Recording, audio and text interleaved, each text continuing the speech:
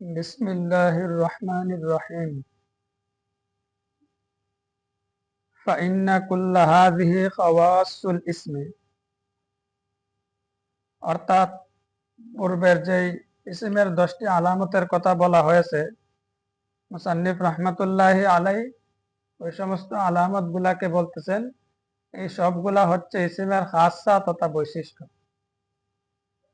মুসান্নিফ রাহমাতুল্লাহি আলাই মূলত এই আবারতটি নিয়ে আসছে একটি সুআলে মুকাদ্দারের জবাব দেওয়ার জন্য, একটি গোপন প্রশ্নের উত্তর দেওয়ার জন্য।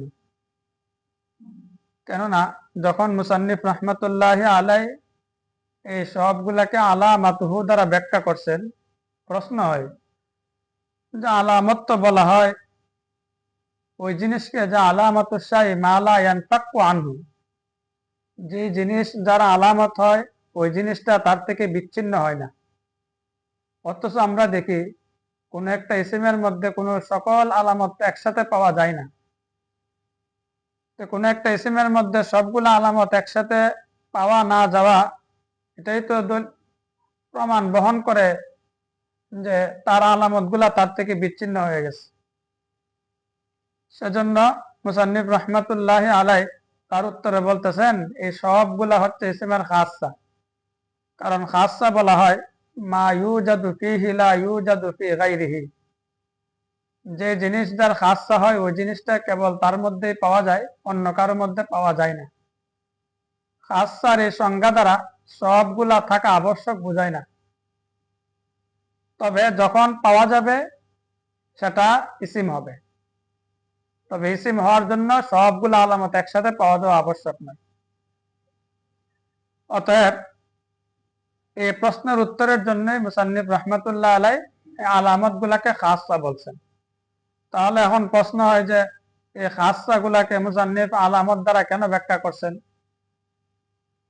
এর উত্তর হচ্ছে মাজাজান।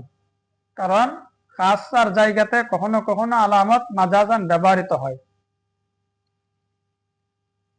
তারপর মুসান্নিফ রাহমাতুল্লাহি আলাই বলেন ওয়া মানাল ইখবারি আনহু আইয়াকুনা মাহকুমান আলাইহি, 10টি আলামতের মধ্য থেকে শুধুমাত্র ইখবারে আনহুর ব্যাখ্যা করতেছেন। প্রশ্ন হয় যে 10টি আলামতের মধ্যে কোনো একটারও ব্যাখ্যার প্রয়োজন হইল না, শুধুমাত্র ইখবারে আনহুর ব্যাখ্যা কেন করলেন? এর উত্তর হচ্ছে আসলে ইখবারে আনহুর ব্যাখ্যার প্রয়োজন এই জন্যই হয়েছে কারণ ইখবারে আনহুর ব্যাখ্যা না করলে পরে একটা সন্দেহ তৈরি হয়। অনেকে এরকমটা বুঝতে পারে যে ইখবারে আনহু বা মুখবার আনহু যার ব্যাপারে সংবাদ দেওয়া হয় সেটা ইসমের একটা আলামত। তো সংবাদ বা যার ব্যাপারে খবর দেওয়া হয়, সংবাদ দেওয়া হয়, এটা তো একমাত্র মুবতাদার জন্যই হয়। তাহলে মনে এর মধ্যে শুধু মুবতাদাই অন্তর্ভুক্ত হবে, কিন্তু বাস্তবতা এরকম নয়।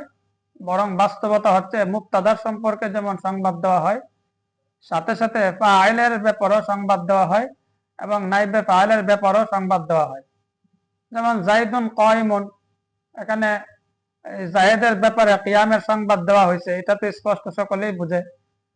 নাসরা জাইদুন, যে জায়েদ সাহায্য করেছে, এখানেও কিন্তু জায়েদের ব্যাপারে নুসরতের সংবাদ দেওয়া হয়েছে। নুসিরা জাইদুন, জায়েদকে সাহায্য করা হয়েছে, এখানেও কিন্তু জায়েদের ব্যাপারে নুসরতের হুকুম খবর দেওয়া হয়েছে। কিন্তু এই মুখবার আনহু বলার দ্বারা এই কথাটা প্রাথমিকভাবে বুঝে আসে না, বরঞ্চ এই কথাটা বোঝার সম্ভাবনা আছে যে যার ব্যাপারে খবর দেওয়া হয়, আর খবর তো একমাত্র মুবতাদার জন্যই হয়। সেজন্য মুসান্নিফ এই ওয়াহামটাকে, সন্দেহটাকে দূর করার জন্য এমন একটা শব্দ দ্বারা তার ব্যাখ্যা করছেন যে শব্দ এই সবগুলা জিনিসকে অন্তর্ভুক্ত করে।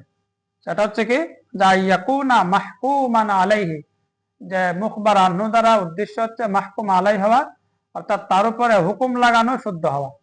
আর হুকুম এটা যেমনি ভাবে মুবতাদার বেলায় লাগানো হয়, ঠিক তেমনি ভাবে ফাইলের ক্ষেত্রে হুকুম লাগানো হয়, তেমনি ভাবে নাইবে ফাইল, যাকে কিতাবের ভাষায় মাফউল মা লা মুসাম্মা ফাইলুহু বলে, তার ব্যাপারে হুকুম লাগানো হয়। এই সবগুলাকে অন্তর্ভুক্ত করার জন্য মুসান্নিফ এই মানা ইখবারে আনহুকে ইয়াকুনা মাহকুমান আলাইহি দ্বারা ব্যাখ্যা করছেন। যেমন মুসান্নিফ বলতেছেন যে ইয়াকুনা মাহকুমান আলাই, এই ব্যাখ্যাটা কেন করছেন, লিকাউনিহি ফাইলান আও মাফউলান আও মুবতাদান, যাতে করে এই ফাইল তার অন্তর্ভুক্ত হয় মফউল তথা মফউল মা লা মিসাম্মা ফাইলুহু সেটাও যাতে তার অন্তর্ভুক্ত হয় এবং মুবতাদাও যাতে তার অন্তর্ভুক্ত হয়। এরপর মুসান্নিফ বলছেন ওয়া ইউসাম্মা ইসমান লিসুমুবিহি আলা কাসিমাইহি, ইসমের ওয়াজুদ তাসমিয়া নামকরণের কারণ উল্লেখ করছে। ইসমের ওয়াজুদ তাসমিয়া বা নামকরণের কারণের মধ্যে দুইটা জামাত হয়ে গেছে, একটা বসরাবাসীগণ আর একটা কুফাবাসীগণ। বসরাবাসীগণ বলেন যে ইসিমটা সিমহুন থেকে মুশতাক নির্গত। সিমহুন থেকে কিভাবে ইসিম শব্দ গঠিত হয়েছে, যে সিমহুনের শেষে যে ওয়াওটি আছে সেই ওয়াওটিকে খেলাফে কিয়াস হযফ করা হয়েছে, অতঃপর ওয়াওয়ের উপর যে তানবিন আছে ওই তানবিনকে তার পূর্বের হরফ মিমের মধ্যে দেওয়া হয়েছে, এখন সিমুন হয়েছে। অতঃপর কাসরার পরে যেহেতু জাম্মা পড়া সাকিল কঠিন, সেজন্য সিনের কাসরাকে সাকিন দেওয়া হয়েছে।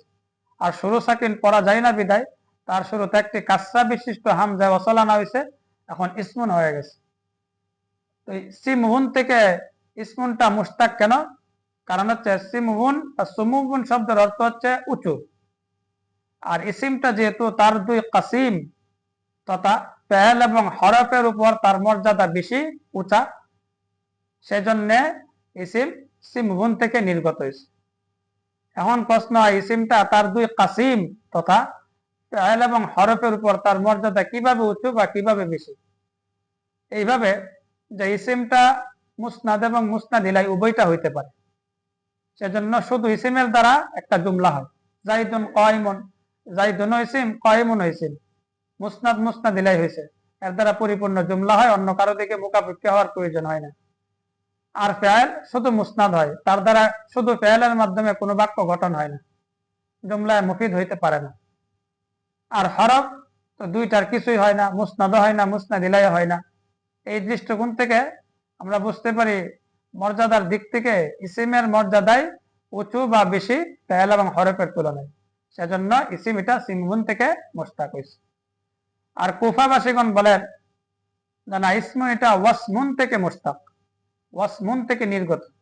কিভাবে, শুরুতে যে ওয়াওটি আছে ওয়াওটাকে হামজা মাকসুরা দ্বারা একটা আলিফে মাকসুরা দ্বারা পরিবর্তন করা হয়েছে, ইসমুন হয়ে গেছে।